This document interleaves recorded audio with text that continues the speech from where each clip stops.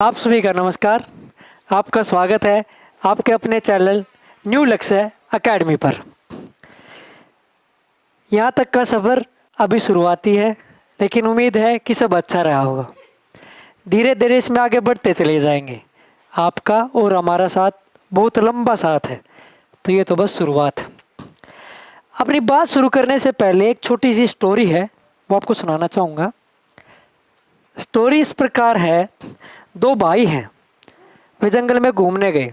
एक 5 साल का है, एक 11 साल का है। छोटे भाई को प्यास लगती है। बड़ा भाई पानी की तलाश में कुएं के पास जाता है। एकदम से उसका पैर फिसल जाता है और कुएं के अंदर गिर जाता है। उसके बाद वो मदद के लिए चिल्लाता है। दोनों भाई चिल्लाते हैं कि कोई आओ और उनकी मदद करो, लेकिन पूरे जंगल में वहाँ कोई नहीं होता। अचानक क्या होता है कि ऊपर से एक रस्सी नीचे आती है।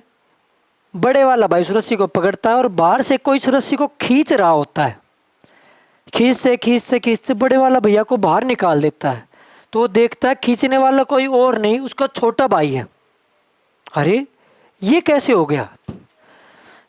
जब ये बात पूरे गांव में फैलती है तो कोई उनकी बात का विश्वास नहीं करता कि ये कैसे हुआ।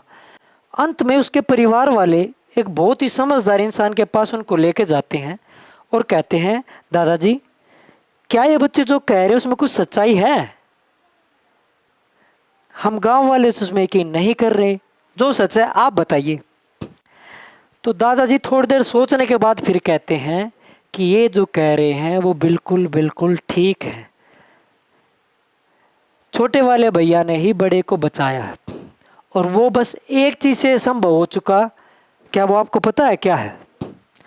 उसके दादाजी कहते हैं कि बस वो एक ही चीज़ थी जो इसको संभव कर रही थी, कि छोटे वाले को ये कहने वाला कोई नहीं था कि बेटा ये तुझसे नहीं हो सकता, ये तुझसे नहीं हो सकता, ये कहने वाला कोई नहीं था।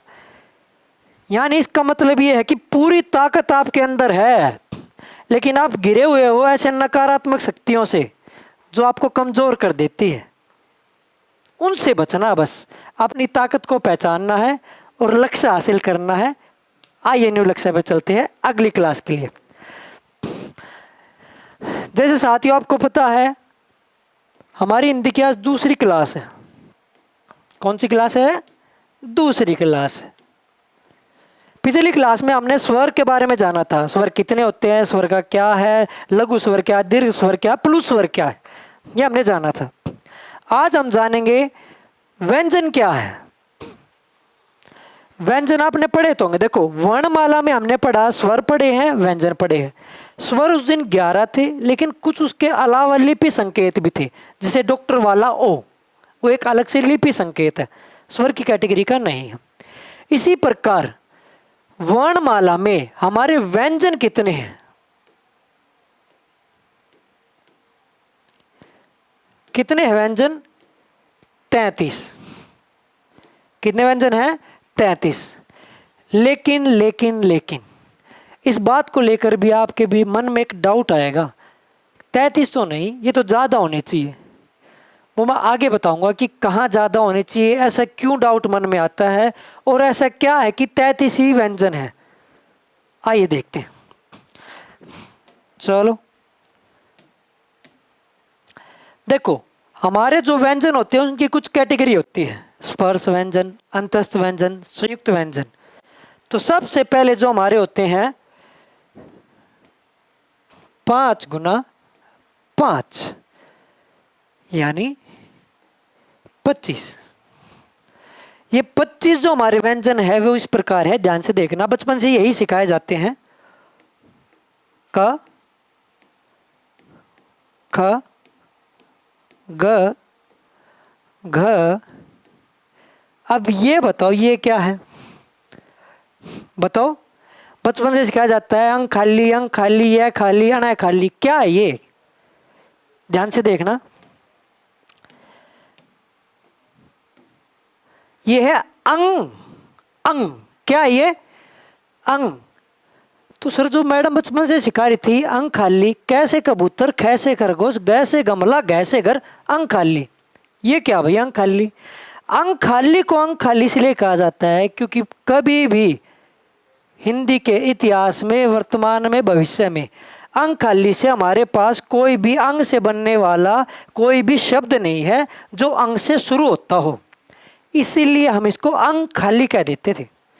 कैसे तो कबूतर शुरू हो रहा है, कैसे खरगोश हो रहा है, लेकिन अंग से कुछ शुरू नहीं हो रहा, इसलिए इसको अंग खाली कह देते थे। अब इसके उच्चारण को लेकर दिक्कत है। देखो उच्चारण जो होंगे वो हमारी अगली कक्षा में होंगे, इनका उच्चारण का स्थान, कंठमूल क्या है, लेकिन अभी हमें समझना है इसको अंग है तो इसको अंग क्यों कहते हैं। देखो कभी भी इसका उच्चारण में आप डाउट में आ जाओ कि इसका उच्चारण क्या होगा, तो आप गंगा बोलो, बोलो मेरे साथ, गंगा। ये हमारी हिंदी का नियम है, जहाँ भी अनुस्वार हटाया जाता है, ध्यान से देखना, एग्जाम में आपकी बहुत हेल्प करेगा। जहाँ भी अनुस्वार हटाया जाता है तो अनुस्वार के बाद जौन सा भी व्यंजन लिखा जाता है उसी की कैटेगरी का पंचम वर्ण हम वहाँ लिखते हैं। क्या लिखते हैं? पंचम वर्ण। अगर मैं इसको हटाऊं तो इसको मैं कैसे लिखूंगा? ग, अंग के बाद है ग, ग का पंचम वर्ण क्या है? अंग। ग आ। सर ये यहां क्यों आया? क्योंकि अनुस्वार को जब मैंने हटा दिया तो अनुस्वार के बाद बोले जाना जो व्यंजन है उसी की कैटेगरी का पंचम वर्ण वहां लिखा जाता है। तो ग का पंचम वर्ण क्या है? अंग, गंगा। इसकी आवाज पता लगी? ग अंगा, अंग खाली, गंगा। वेरी गुड, बहुत अच्छे पढ़े लिखे बच्चे हैं, शाबाश। उसके बाद क्या था हमारा? देखो कई बार क्या बच्चों को याद नहीं रहता, क के बाद क्या आएगा, उसके बाद क्या आएगा। कटप्पा देखा था, बाहुबली का कटप्पा। पहले लिख लो क ट पा, ये तीन लिख लो आप, कटप्पा, कटप्पा। उनके मध्य में आएगा च और ता, क्या आएगा? च और ता। तैयार है? च, छ, ज, झ। अब ये बताओ ये क्या है? What is this? इसका उच्चारण क्या है? कौन बताएगा? बताइए बताइए, इसका उच्चारण स्थान बताओ, वही क्या है? कोई तो बताओ। हाँ भाई, चलो ठीक है, इसका उच्चारण स्थान भी इसी तरीके से हम देख लेंगे। देखो एक चीज समझना, बहुत ध्यान से समझना। मैंने इसको यहाँ से उठा लिया और मैं इसको किसी शब्द में प्रयोग करके देखता हूँ। मैंने लिख लिया च अन च ल। अब ऊपर जो नियम सिखाया था वहाँ से आप समझ गए होंगे कि अगर मैं इसको हटाऊंगा तो क्या आएगा? च अं च ल, चंचल। इतना समझ में आया आपको? चंचल क्या आएगा? चंचल। इसको कहते हैं, बचपन में आपको सिखाया था मैडम ने, ये खाली। क्या सिखाया था? ये खाली, वो है अंग खाली। ये या क्या आवाज होगी? या, चंचल, या खाली। वेरी गुड, बहुत अच्छे बच्चे हैं, समझदार बच्चे हैं। उसके बाद आएगा ट, ठ, ड, अड़। अब बताओ क्या क्या? अरे ये तो बचपन से पता ही आपको, अणा खाली। इसके उच्चारण में आप कभी गड़बड़ नहीं करते, अणा खाली। क्या कहेंगे? अणा खाली। बस आपको एक चीज समझनी है, ध्यान से देखना। इनके बाद हम खाली क्यों बोलते हैं? क्योंकि हिंदी में कभी भी इनसे शुरू होने वाला कोई शब्द हमारे पास नहीं है। कैसे? कबूतर तो बता दिया, लेकिन इनसे कोई शुरू नहीं होता, इसलिए इनके बाद बचपन से मैडम या सर हमको खाली सिखा देते थे। अंग खाली, या खाली, अणा खाली। Do you understand? Very good. थ,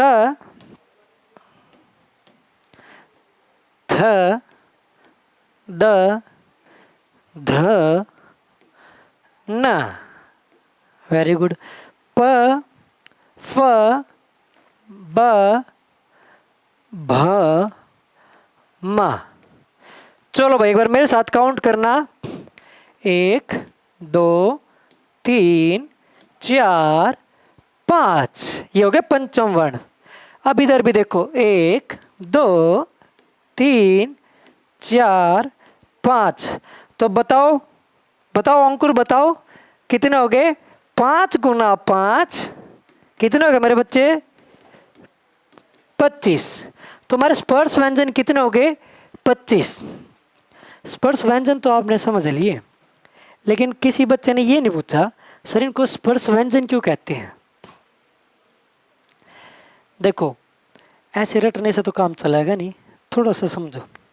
स्पर्श व्यंजन का क्या मतलब होता है? बिल्कुल, you are very right, you are absolutely right. स्पर्श व्यंजन का मतलब होता है, स्पर्श मतलब कहीं ना कहीं टच हो रहे हैं। टच कहाँ हो रहे हैं? हमारे मुख में कुछ उच्चारण के लिए कुछ अवयव हैं। क्या है? अवयव। आपकी तालु, आपका कंठ, आपकी मुर्दा, आपके दंत, आपके ओष्ठ, ये सब अवयव कहे जाते हैं, मुख के अवयव। तो जो भी आवाज या जो भी ध्वनि इनको टच होके बाहर निकल रही है, स्पष्ट तौर पे आपको पता लग रहा है कि टच होके बाहर निकली है, तो वो जितने भी हैं वो हमारी स्पर्श व्यंजन में है। किस में है? स्पर्श व्यंजन में। और स्पर्श व्यंजन कितने हैं? स्पर्श व्यंजन कितने हैं? 25। कितने हैं? 25। मेरे हिसाब से आपकी समझ में आ गया होगा। स्पर्श व्यंजन 25 है। स्पर्श व्यंजन क्यों कहते हैं? इनका उच्चारण स्थान, उच्चारण इनका क्या है? ठीक है। अब एक चीज देखना, बहुत ध्यान देना। मैं इन दोनों को उठा लेता हूं, इन दोनों को उठा लेता हूं। अगले पेज पे चलते हैं।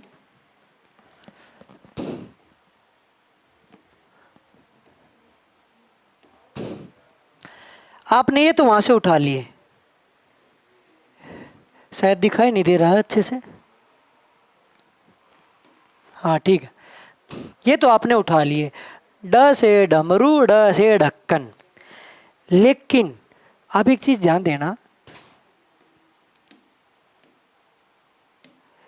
मेरे हिसाब से आपने ये जरूर देखा होगा, जैसे हमारी पहली क्लास में हुआ था कि जो बिंदी नीचे लगती है इसको कहते हैं नुक्ता। क्या कहते हैं? नुक्ता, जो अरबी फारसी में ज़्यादा देखने को मिलती है। लेकिन हमारे इनमें भी ड और ढ में भी देखने को मिल रही है। इस नुक्ता का क्या प्रभाव है? ये ऐसा क्या जो बदलाव ला देती है? क्या इसका कुछ प्रभाव पड़ेगा? बिल्कुल पड़ेगा। क्या पड़ेगा? बिल्कुल बिल्कुल प्रभाव पड़ेगा। अब ये जो दो व्यंजन है ये हमारी अलग कैटेगरी बना देते हैं। इनको कहते हैं उत्क्षिप्त। क्या कहते हैं? उत्क्षिप्त। और क्या कहते हैं? और इनको कहते हैं गौण, गौण व्यंजन। देखो अब एक चीज ध्यान से समझना, मजा आएगा देखने के बाद।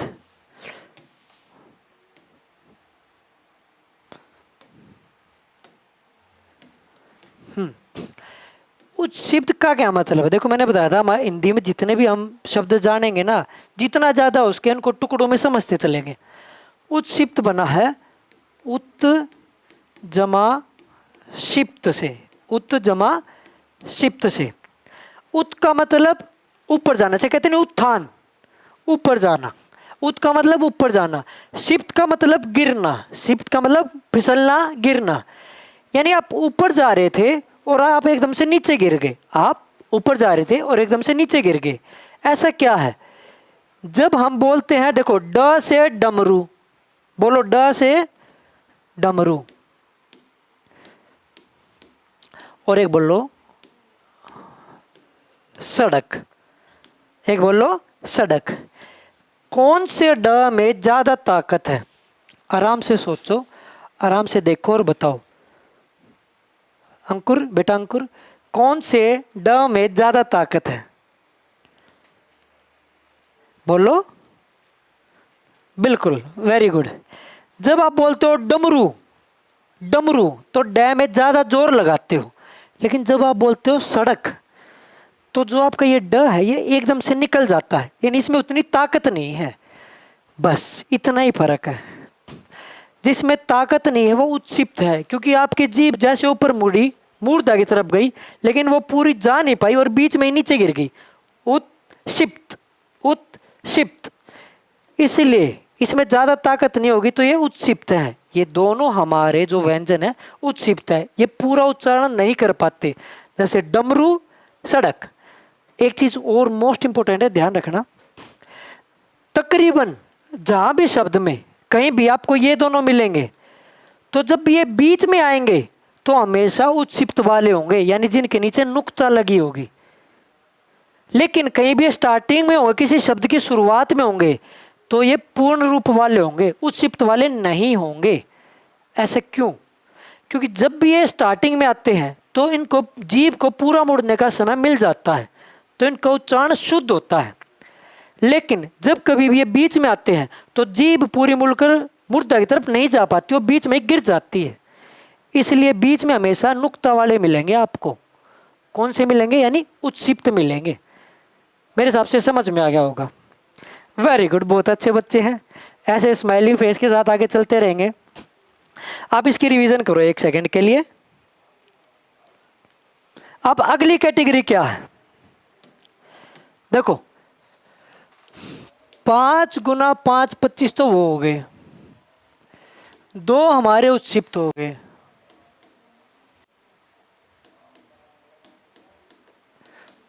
उसके बाद आते हैं अंतस्थ।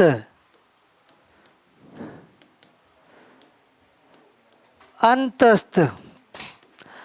अब देखना, इसमें बहुत सारी मजेदार बातें हैं, ध्यान से देखना बेटा, बातें मत करो मेरे मुन्ना, देख लो। अंतस्थ में आपको बहुत मजा आने वाला है। देखो, ये बना है अंत जमा स्थ। अंत का मतलब बीच में, अंत का मतलब बीच में, स्थ का मतलब स्थित है। सिंपल है। अंत का मतलब बीच में, स्थ का मतलब स्थित है। जो बीच में स्थित है, जो मध्य मार्ग में स्थित है, वो है अंतस्थ। चलो एक क्वेश्चन देता हूं मैं आपको। आपने अंतःपुर सुना होगा, अंतःपुर का क्या मतलब है? अंतःपुर, ये क्वेश्चन है, लास्ट में इसका जवाब दूंगा, याद दिलाना, ठीक है। अंतस्थ यानी बीच में। अब बीच में किसके? देखो, हमारे पास एक कैटेगरी तो है स्वर की, वेरी गुड, एक कैटेगरी है व्यंजन की। अब जो इनके बीच में है ना, बस यही है अंतस्थ, अलग से कुछ नहीं है मेरे भाई, यही है अंतस्थ। क्या ये? अंतस्थ। अब वो कैसे? आइए इसको समझते हैं, थोड़ी और गहराई में लेके चलेंगे। य र ल व से बना, वेरी गुड। चलो भाई,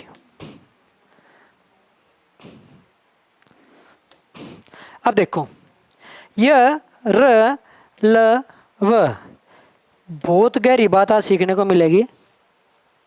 देखो, पहले हम उठाते हैं य को। किसको उठाते हैं? य को। जब मैं आपको स्वर संधि सिखाऊंगा, उसमें आपको सिखाऊंगा दीर्घ संधि, गुण संधि, वृद्धि संधि, यण संधि, अयादि संधि। जब आप यण संधि में जाओगे ना, किस में जाओगे? यण संधि में। उसका अभी थोड़ी सी हिंट दे देता हूं। उसमें आपको 2 ही चीज बेसिकली देखने को मिलेगी। ई से यह बनता और ऊ से वह बनता। ई से यह बनता और ऊ से वह बनता, यही आपको देखने को मिलेगा। ऐसा क्यों है? क्योंकि हमारा जब उच्चारण होता है ना 2 स्वर का, तो तीसरा रूप ले लेते हैं। कई बार ऐसे देखने को मिलता है। जहां रूप अलग आ जाए, संधि वही है। संधि का मतलब है मेल, संधि का मतलब है मेल। तो आपको देखना है, जैसे मैं अभी कुछ समझा रहा हूं, ध्यान से देखना। आप पहले कभी नई दिल्ली भी बोला होगा आपने, और आपने मेरे हिसाब से नई दिल्ली भी जरूर पढ़ा होगा। पढ़ा था ना नई दिल्ली।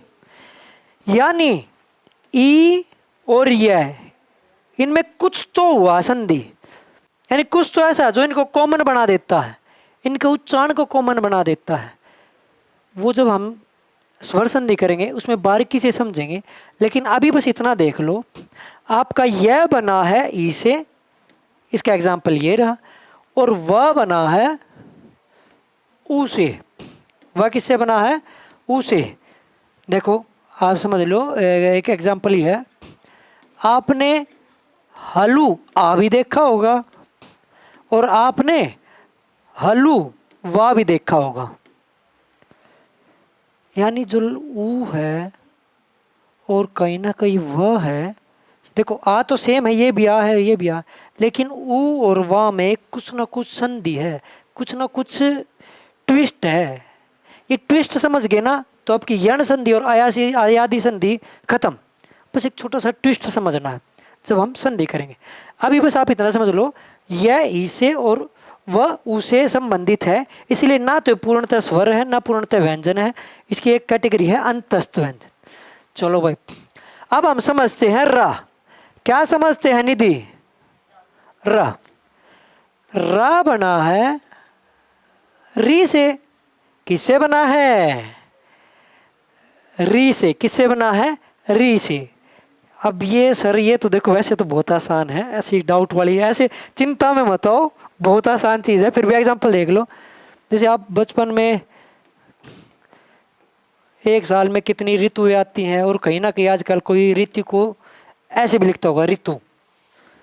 ऋतु ऐसे भी लिखते होंगे लोग और ऋतु ऐसे भी लिखते होंगे। यानी र और री कुछ ट्विस्ट है। ये ट्विस्ट हम आगे समझेंगे हमारी संधि की क्लास में।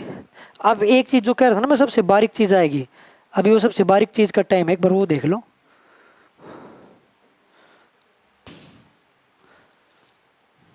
शायद ये आपने ऐसे पहले कभी समझा होगा। एक संस्कृत की एक कहावत है, ये कलर अच्छा नहीं लग रहा भाई, ब्लैक लेके देखते हैं।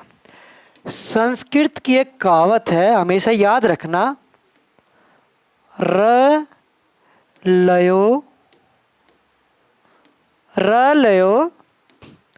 अभेद। क्या कहावत अंकुर? र लयो अभेद है। ये संस्कृत की एक कहावत है, बहुत मोस्ट इंपोर्टेंट है। लय और र में जहाँ कहीं भी डाउट में आओगे ना आप, ये आपको पार तार देगी। अब वो कैसे? इसका मतलब है र और ल में कोई भेद नहीं है, वो अभेद है, उसमें कोई डाउट नहीं है, कुछ डिस्प्यूट नहीं है, वो एक ही चीज़ है। पहले आप छोटे बच्चों में, आपके लिए बता रहा हूँ, देखो आप बचपन में जिसको ये कहते थे उसको साइंस में ये भी आपने पढ़ा होगा। देखना एक बार, राड़ क्या करते जिसको, उसी को लार कहते हैं। पावलोव का याद है ना, कुत्ते की लार पे एक्सपेरिमेंट किए थे, उसको बचपन में हम राड़ कह दिया करते। यानी र और ल कुछ गड़बड़ है, इनमें कुछ मिक्सअप है। अब एक चीज़ देखना बहुत ध्यान से, बारीक सी है, और इसमें क्या है देख, एक एग्जाम्पल है,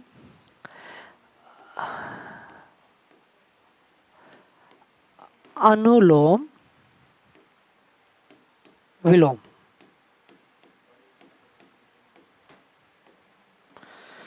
भाई भाई अब ये समझो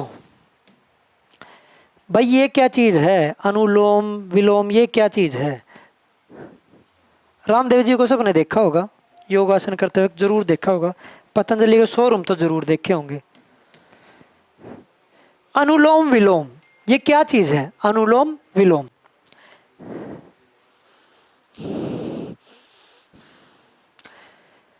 अपनी श्वास के ऊपर अपने कंट्रोल करना, श्वसन तंत्र के ऊपर, यही अनुलोम विलोम है। आवाज़ ये सांस गहरी लेना, उसको अंदर कंट्रोल करना, बाहर छोड़ना, अपने आप को इस पूरे वातावरण से जोड़ लेना, वह अनुलोम विलोम। क्या वो? अनुलोम विलोम। ये अनुलोम का नाम अनुलोम क्यों पड़ा और विलोम का नाम विलोम क्यों पड़ा, अब ये चीज़ समझनी है। अब मैं पूछ लूँ भाई, अनुलोम में सांस लेते हो या सांस छोड़ते हो? सांस लेते होंगे, नहीं ऐसा नहीं है। देखो आपका अनुलोम बना है अनुरोम से। किससे बना है? अनुरोम से। रोम क्या होता है? जो नाक के छिद्र है आपके, जिसमें बाल है, नाक के छिद्र है, वे नीचे की तरफ है ऊपर की तरफ है? वो नीचे की तरफ है। यानी आपके जो रोम है ना, कहते हैं ना रोम रोम में बसते हैं, तो नाक के बाल जो नीचे की तरफ है, यानी जो हवा आपके रोम के अनुसार है वो है अनुलोम। क्या वो?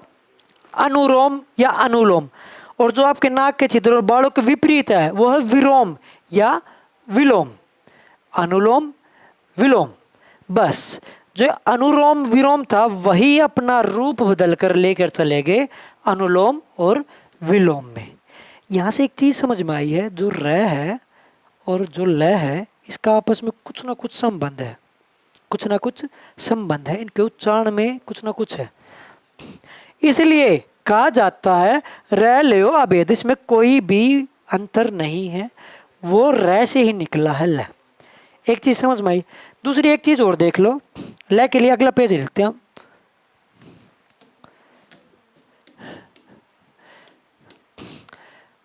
ल को पार्श्विक क्या कहते हैं? ल को पार्श्विक भी कहा जाता है।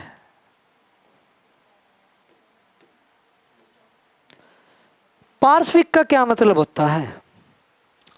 देखो इसके दो मतलब बताए जाते हैं। पार्श्विक का मतलब जैसे आपने म्यूजिक में सुना होगा ना, प्लेबैक सिंगर, उसे कहते हैं पार्श्विक गीतकार, संगीतकार। पार्श्विक यानी प्लेबैक, यानी जो हमारे पास में ही खड़ा है, पीछे गा रहा है, पार्श्विक। दूसरा पार्श्विक का मतलब है, जैसे आप इसको बोलते हो ल, तो आपके मुख के दो तरफ से वायु बाहर निकलती है। ल, आपकी जीभ होल्ड हो जाती है और दोनों तरफ से वायु बाहर निकलती है, दोनों पार्श्व से हवा बाहर की तरफ निकलती है, इसलिए इसको कहा जाता है पार्श्विक। क्या कहा जाता है? पार्श्विक। Very good. अब एक र के बारे में भी एक बात अभी बताना चाहूंगा। र भाई, रा एक ऐसा है, पहली बात तो री का इसका संबंध है, पहली बात तो ये है। दूसरा क्या है, एक आपने कभी आधा रा सुना होगा, आधे रा को कहते हैं रेफ। क्या कहते हैं? रेफ। अब बताना किस में आधा रा है, बहुत ध्यान से देखना, इधर देखना और बताना आधा रा किस में है। पहला, सेकंड, थर्ड,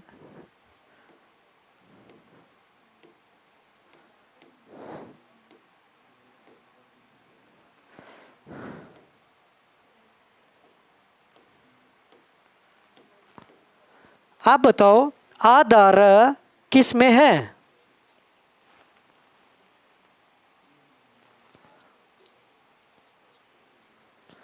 चलो एक ऑप्शन और दे देता हूं मैं आपको, त्रिशूल। वाह, बताओ भाई आधा र किस में है? कुछ कहेंगे सर इसमें छोटा सा इसमें दिख रहा है, कुछ इसमें भी कहेंगे, कुछ इसमें कहेंगे, कुछ यहाँ कुछ वहाँ। देखिए यही बारीकियाँ होती है जिसको हमें ध्यान में रखना है। हम बारीकियों पे ध्यान नहीं करेंगे तो हमारी इमारत खड़ी नहीं होगी। अगर ये हमारी नींव मजबूत नहीं होगी तो आपकी इमारत खड़ी नहीं होगी। ऐसे ही बीच में डह जाने की चिंता बनी रहेगी। देखो हमेशा याद रखना, जीवन में हमेशा, जैसे भाई प्रवीण भी लिखते हैं,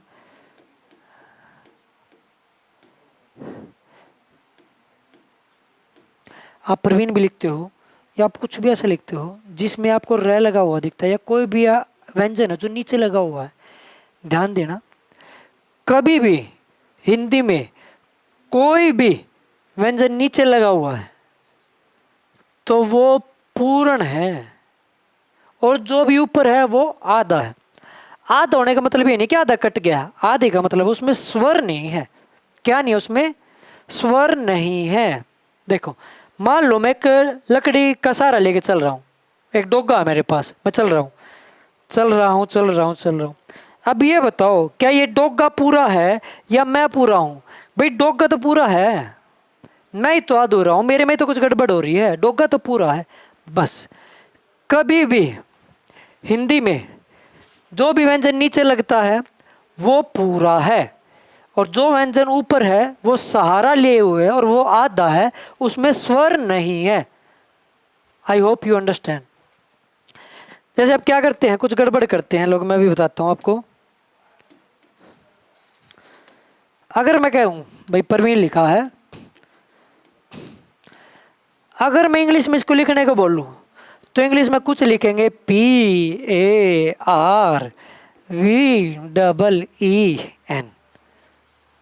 क्या ये ठीक है? नहीं भाई, मैंने अभी अभी क्या बताया है, प के नीचे र, यानी र उसको सहारा दे रहा प को, यानी प अधूरा है। अब अधूरा तो उसमें स्वर नहीं है, तो आप इंग्लिश में यहाँ इसका वोवल कैसे दे सकते हो? ये गलत है। इसकी एग्जैक्ट स्पेलिंग क्या होनी चाहिए? PRAVEEN, क्योंकि रै पूरा है इसीलिए उसके बाद वो लगा है। समझ में आया? चलो भाई, र ल ये समझ में आया। रै से एक कंसेप्ट और ध्यान देना आपको जो पेपर में आता है। देखो, जो र होता है उसके बहुत सारे रूप हैं। कभी नीचे आएगा, कभी दो रुख में आएगा, कभी ऊपर आएगा, कभी पूरा आएगा, कभी तय में मिल के आएगा, यानी इसके क्या बहुत सारे रूप हैं, बहुत सारे रूप हैं। ऐसे ही बहरूपियों को एक नाम दे दिया गया हिंदी में, लुंठित। क्या नाम दे दिया बहरूपियों को? लुंठित। क्या नाम भाई इसका बहरूपिये का? लुंठित।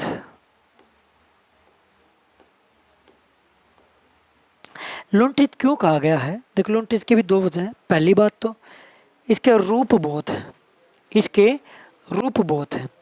और दूसरी बात क्या है, इसको जब बोलते हैं तो हमारी जीभ भी लुढ़कती है। र र क्या करती है? लुढ़कती है। लुढ़कने के कारण ही इसका नाम रख दिया गया लुंठित। ठीक है, दोनों वजह आपकी समझ में आई। ल की भी दोनों वजह समझ में आई और र की भी दोनों वजह समझ में आई। चलो भाई, अगला पेज लेके चलते हैं। हमारे अंतस्थ हो गए, हमारा र हो गया, उसके बाद हमारे स्पर्श भी हो गए हैं। आगे चलते हैं। ऊष्म व्यंजन, तीसरी हमारी कैटेगरी है ऊष्म व्यंजन। क्या कैटेगरी है निधि? ऊष्म व्यंजन। देखो, ऊष्म निकला है ऊष्मा से, ऊष्मा का मतलब गर्मी। यानी जब भी आप इन व्यंजनों का उच्चारण करते वक्त आपके शरीर से ज़्यादा ऊष्मा निकलती है, ज़्यादा श्वास निकलता है, इसलिए ऊष्मा ज़्यादा बनती है। स, श, स, ह, ऊष्मा पैदा कर रहे हैं। क्या कर रहे हैं? ये ऊष्मा पैदा कर रहे हैं। क्या कर रहे हैं? ऊष्मा पैदा कर रहे हैं। इसी ऊष्मा के कारण ही ये हमारे अंदर संघर्ष पैदा कर देते। क्या पैदा कर देते हैं? संघर्ष। इसलिए इनको संघर्षी व्यंजन भी कहा जाता है। कौन से कहा जाता है? संघर्ष व्यंजन। क्या कहा जाता है?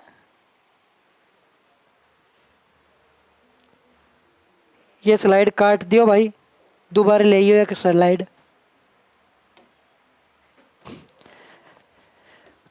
तीसरी हमारी कैटेगरी है ऊष्म व्यंजन की। किसकी कैटेगरी है? ऊष्म व्यंजन की। चलो ठीक है। ऊष्म व्यंजन क्या होते हैं? ऊष्म व्यंजन का मतलब वे व्यंजन जो आपके शरीर में ऊष्मा पैदा कर दे। क्या पैदा कर दे? ऊष्मा। श, श, स, ह, यानी आपकी जो प्राणवायु है उसमें गर्मी पैदा हो रही है। ऊष्म व्यंजन। इसी के कारण इनको संघर्षी व्यंजन भी कहते हैं। क्या कहते हैं? संघर्षी व्यंजन। क्या कहेंगे? संघर्षी व्यंजन।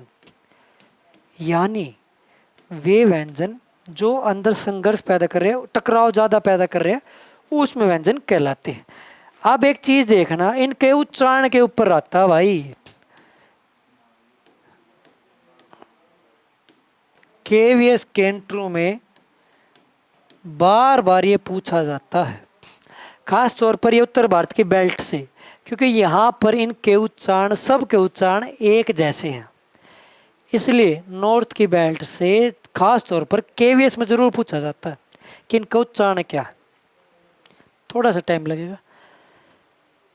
श, जो आपका श है, अपनी जीभ को थोड़ी दांत से ऊपर मसूड़ों की तरफ लेके जाओ। ये आपका तालु है, जहाँ ये लाइन है ना मुख के अंदर, ये आपका तालु है। वहां से इसका उच्चारण होगा श का। जीभ लेके जाओ, श श श। Very good. इसको बचपन से हम पेट चिरा सह कहते आए हैं, सह से षटकोण। इसका उच्चारण कैसा है? जीभ को पूरा फोल्ड करो मूर्धा की तरफ, बिल्कुल। श श श श। इसका उच्चारण है दंत वाला, दंतोष्ट, स स। और ये ह। क्या ये ह? ह के बारे में एक चीज हमेशा ध्यान रखना, जब मैं उच्चारण स्थान करवाऊंगा ना, तो उस उच्चारण स्थान में क्या है कि आपके बहुत सारे होंगे, मूर्धा से कौन से, तालु से कौन से हैं, और से क्या है, लेकिन पूरी वर्णमाला में एकमात्र है ऐसा है जो कंठ मूल से बोला जाता है। किससे बोला जाता है? कंठ मूल है, एकमात्र ऐसा है जो कंठ मूल से बोला जाता है। किससे बोला जाता है? कंठ मूल से। चलो भाई, उस व्यंजन खत्म हुए। अगला है हमारी अगली कैटेगरी है, चौथे वाली है संयुक्त व्यंजन। कौन सी है? संयुक्त व्यंजन। संयुक्त का मतलब क्या होता है बच्चों? संयुक्त का मतलब होता है मिलना, जुड़ाव, संयोजन हो जाना, एक दूसरे में मिल जाना, संयुक्त व्यंजन। तो इसमें क्या है, देखो स्वर व्यंजन का संयोग तो हमने देख लिया, वो तो पूरा जैसे क है, मैं क भी लिखता हूँ, इस क में अपने आप में स्वर और व्यंजन है। व्यंजन है क, स्वर है आ, यानी ये तो बिल्कुल पूर्णतः एक दूसरे में जुड़ गया, इसको अलग से ज़्यादा नहीं देखा जा सकता। लेकिन व्यंजन में ऐसा क्या होता है संयुक्त होने पर कि कुछ व्यंजन ऐसे अगर उनको एक साथ नहीं लिखेंगे ना, उनका नया रूप नहीं दिया, तो हमारे लिखने में त्रुटियां पैदा हो जाएंगी। क्या पैदा हो जाएंगी? त्रुटियां पैदा हो जाएंगी। आइए देखते हैं, मैं लिख के दिखाता हूँ आपको।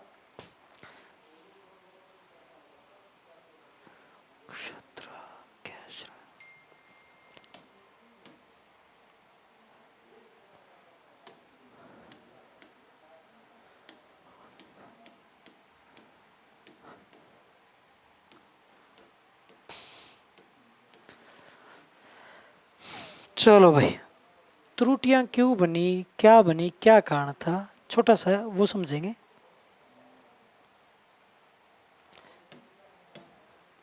देखो पहले मैं इसको समझाता हूँ। ये त्रिशूल, देखो ये बना है त जमा र, त्र, त को रेसार दे रहा है, इसलिए है त्र। हुआ क्या था, जब हम त में, अगर भाई देखो रै तो ऐसा लगना चाहिए, भाई त में रै तो ऐसा लगना चाहिए, जब प में रै ऐसे लगता है तो त में भी रै ऐसा लगना चाहिए। लेकिन इससे क्या होता था, लोग जल्दी जल्दी में ऐसे करके ऐसे कर देते थे, ऐसे करके ऐसे कर देते थे, ऐसे ऐसे कर देते, तो उसका क्या होने लग गया कि ल और त्र में फर्क खत्म हो गया। ल और त्र में फर्क नहीं देख पाए, तो त्रुटि पैदा होगी, वर्तनी की त्रुटि पैदा होगी थी। इसी त्रुटि को कम करने के लिए हमने इसको एक अलग लिपि संकेत दे दिया, वो है ये त्र। हमने इसको एक अलग लिपि संकेत दे दिया, वो है त्र। क्या ये लिपि संकेत? Very good. अब देखते हैं कि ये भी समझाता हूं मैं आपको। ये मिलान बना है श जमा र से, श जमा र से।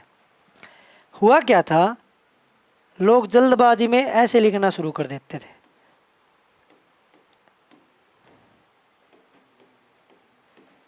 इसमें और स में फर्क होना खत्म हो गया था, डिफ्रेंसिएशन करने में दिक्कत आ रही थी। तो इसलिए हिंदी के विद्वानों ने अलग लिपि संकेत का इजाद किया और वे बना ये श्र, श्रीमान वाला सा। आपको ये भी समझ में आ गया, ये भी समझ में आ गया। इसी प्रकार ऐसी समस्या बहुत सारी आ गई थी, उनको दूर करने के लिए हमने अलग अलग रूप दिए। अब ये बना है, किससे बना है,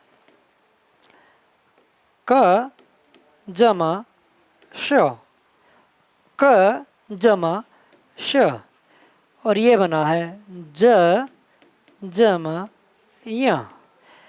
पहले गांव देहात में बोलते थे जाननी चोर, किसी बेल्ट की तरफ कहा जाता ज्ञानी चोर और कहीं उसको जाननी चोर कहते थे, आपस में डिस्प्यूट रहते थे। लेकिन असल में इसका उच्चारण वही ठीक था, जाननी, ज य ज्या, जाननी चोर। क्या बनता था वो, जाननी चोर। उच्चारण में शुद्धि थी, लेकिन अब नहीं रहेगी। चलो ये आपकी समझ में आ गया ना। क जमा श, त्र बना त जमा र, ज्या बना ज जमा या, श्र बना है श जमा र। तो इसलिए इनको कहा जाता है संयुक्त व्यंजन। क्या कहा जाता है, संयुक्त व्यंजन। Very good. अब ओवरऑल कंक्लूजन निकालते हैं, बहुत ध्यान से देखना। हमने जो भी राम कहानी सुनी उसमें हमने क्या देखा। मैंने स्टार्टिंग में कहा था कि हमारे पास 33 लिपि संकेत है, ऐसा कहा था। मैंने स्टार्टिंग में कहा था हमारे पास 33 व्यंजन है, उसके अलावा कुछ जो एक्स्ट्रा चीज़ है वे सब जाएंगी लिपि संकेत में। किस में जाएंगी, लिपि संकेत में। एक चीज़ ध्यान से देखना, मैं कहता हूं कि हमारी वर्णमाला में कितने वर्ण हैं, बताओ। हमारी वर्णमाला में कुल है 44 वर्ण, 11 आपके स्वर और 33 आपके हैं व्यंजन। क्या है,